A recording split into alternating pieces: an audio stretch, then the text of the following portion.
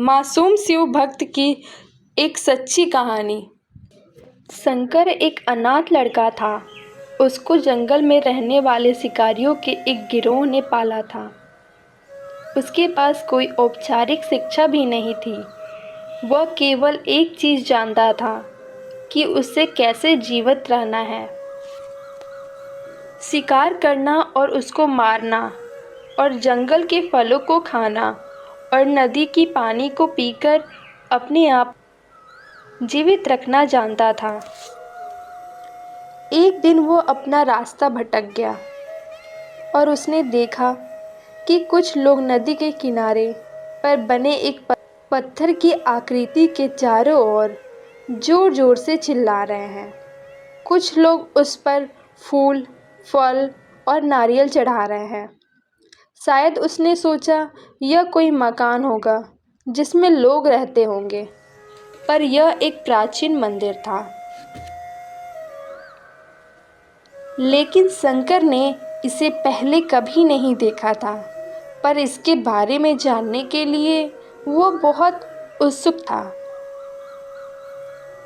उसने तब तक इंतजार किया जब तक कि लगभग सारे लोग उस मंदिर में नहीं चले गए।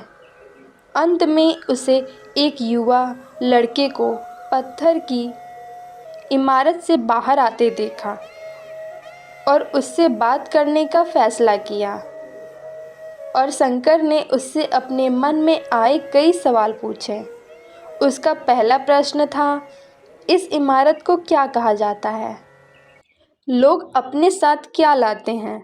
फिर उन चीज़ों को अंदर वाली इमारत में क्यों छोड़कर वापस आ जाते हैं? चीज़ों को अपने साथ लाना और उन्हें अंदर छोड़कर वापस चले जाना पर वह लड़का शंकर की अज्ञानता व मासूमियत पर बहुत ही हैरान था और उसके सवालों से चकित भी था।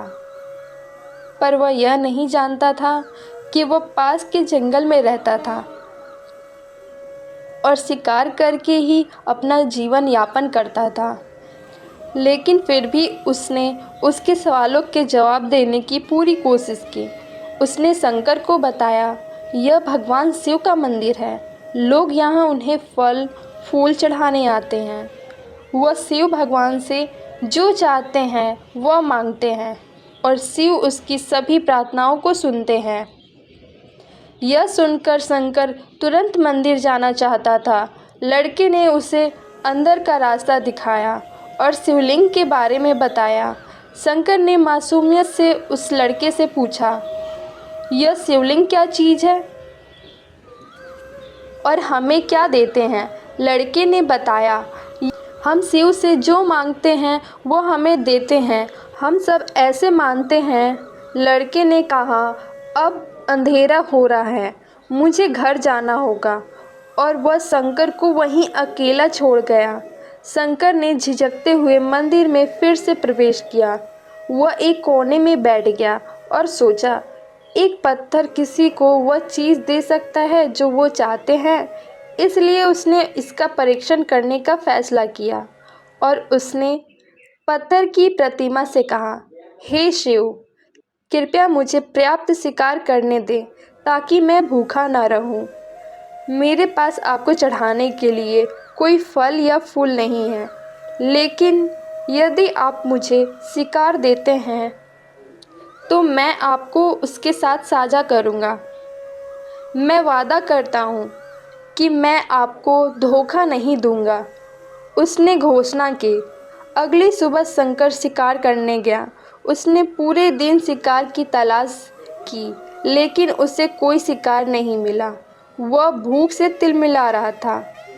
वह काफ़ी निराश हो गया क्योंकि उसे कोई शिकार नहीं मिला था। दोपहर हो चुकी थी। अब उसे लगने लगा कि मंदिर के लड़के ने झूठ बोला था। फिर भी उसने शिकार जारी रखा।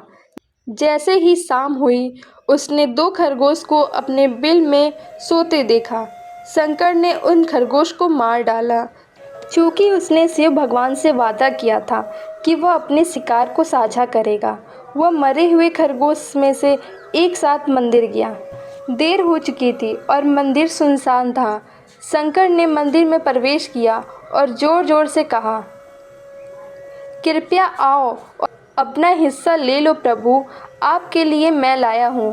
वह वहाँ बैठ गया और अंधेरा होने का प्रतीक्षा करने लगा, लेकिन भगवान प्रकट नहीं हुए। शंकर को भूख और नींद आने लगी। उसने खरगोश को मंदिर में छोड़ने का फैसला किया।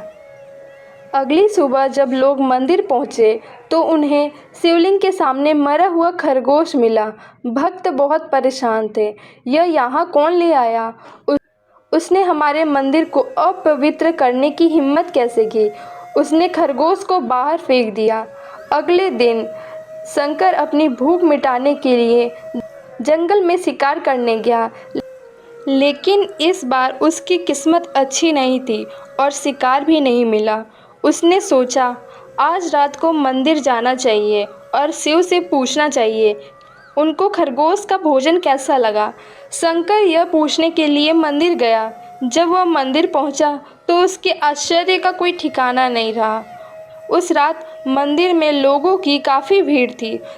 शिवरात्रि का रात थी, लेकिन अबोध शिकारी लड़के को यह बारे में कुछ पता नहीं था। शंकर ने चारों ओर देखा और उस युवा लड़के को देखा जिसने उसको मंदिर के अंदर शिव से प्रार्थना करने के लिए कहा था।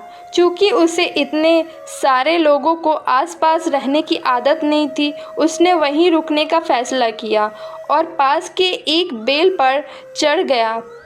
यह एक लंबा इंतजार था और समय बिताने के लिए उसने पेड़ से पत्ते तोड़कर ज़मीन पर फेंकना शुरू कर दिया। उसे अज्ञात पेड़ के नीचे एक छोटा सा शिवलिंग था जिसकी पूजा लंबे समय से नहीं की गई थी। शंकर के द्वारा फेंके गए बेल के पत्ते उस शिवलिंग पर गिरे। शंकर भजनों से मंत्र मुक्त हो गया और धीरे धीरे सात गाना और पंचाक्षरी मंत्र का जाप करने लगा।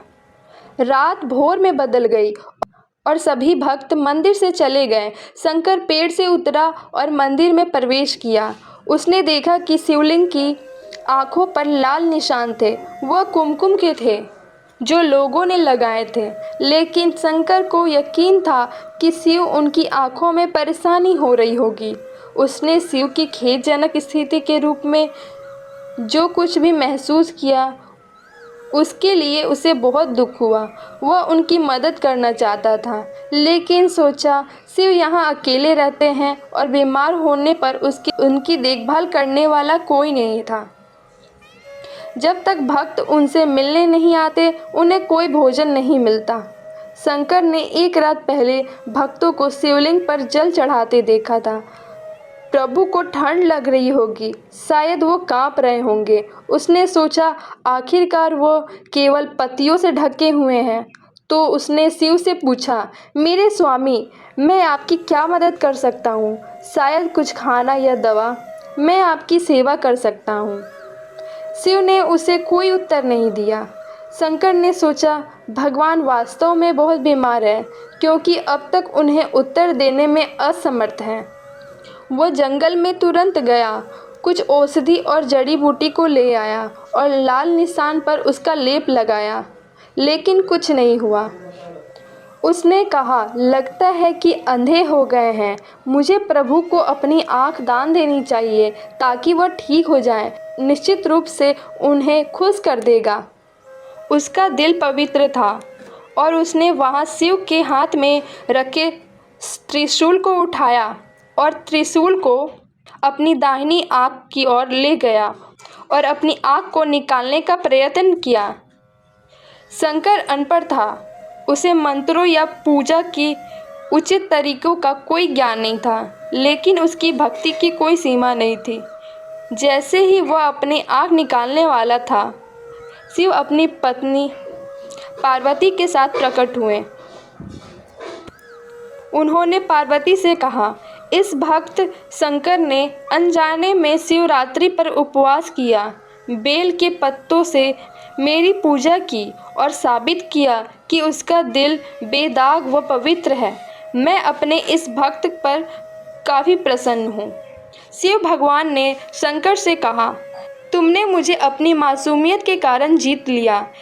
प्रभु ने मुस्कुराते हुए कहा, लोग मुझे हर समय झूठे वादे करते रहते हैं और कुछ ना कुछ मुझसे मांगते रहते हैं, पर जैसे ही उसने मुझसे मांगी चीज़ मिल जाती है तो वो भूल जाते हैं। दूसरी ओर तुमने मेरे साथ एक सच्चे इंसान की तरह व्यवहार किया है और यह वास्तव में बहुत ही दुर्लभ है। अब से तुम मेरे संसार में सबसे बड़े भक्त माने जाओगे और तुम्हारा नाम मेरे साथ सदा जुड़ा रहेगा। तुम कई सदियों तक जीवित रहोगे। इस बात को कहकर भगवान शिव व माता पार्वती अंतर्ध्यान हो गए। तभी से लोग शिव के साथ शंकर भी जोड़ने लगे।